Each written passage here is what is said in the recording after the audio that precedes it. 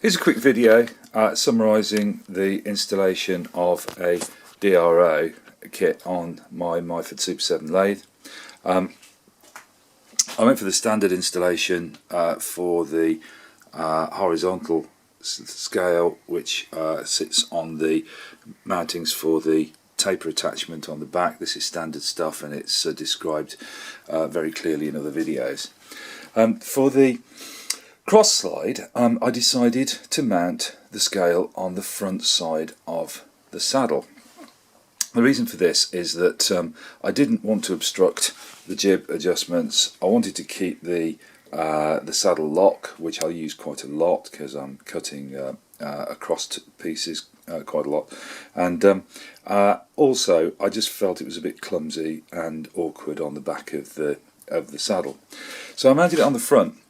There are two concerns really. One is clearance below the chuck, of course, and the second is that of chips, which may well go into the scale. So firstly, in terms of clearance, if I just wind the saddle in,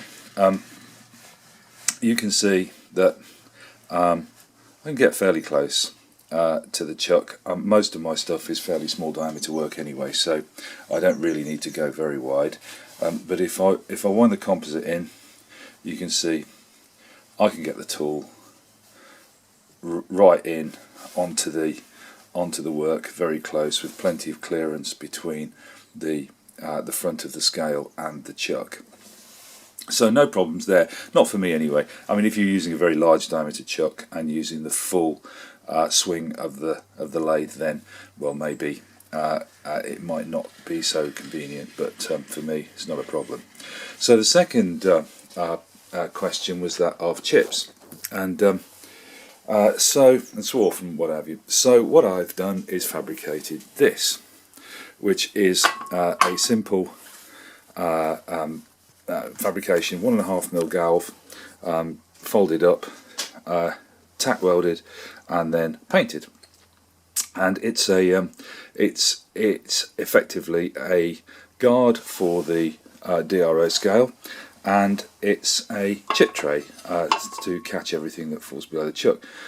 Works amazingly well as a chip tray because it seems to collect just about everything that comes off the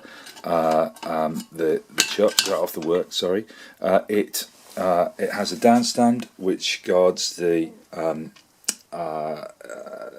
lead screw, keeps all the muck off that, and makes the job of cleaning up afterwards an absolute doddle.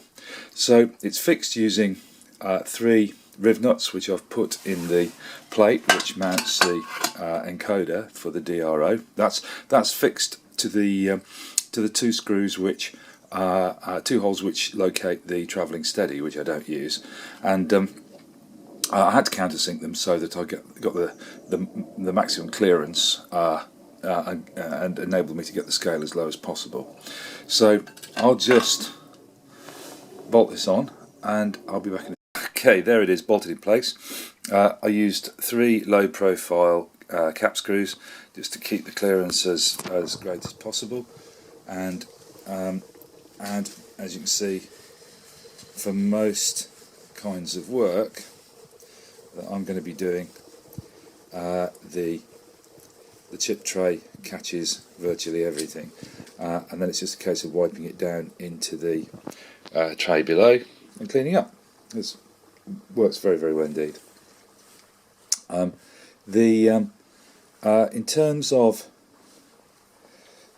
the clearance for the chip tray, what I've done is I've organised it so that the chip tray actually forms a stop against the chuck lock. This is great because it enables me to stop just before, if I configure the composite in such a way that the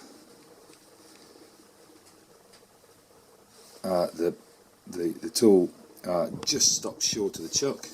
That means I can turn right the way in, and the lathe is going to stop me from hitting the chuck. Nice bit of clearance for the belt release handle. And that's about it really. Another convenience is that I can put the put the suds feed on the thing. Makes adjustment for that easy. And all round, it's made the lathe much easier to use, much more convenient, and much cleaner. There you go.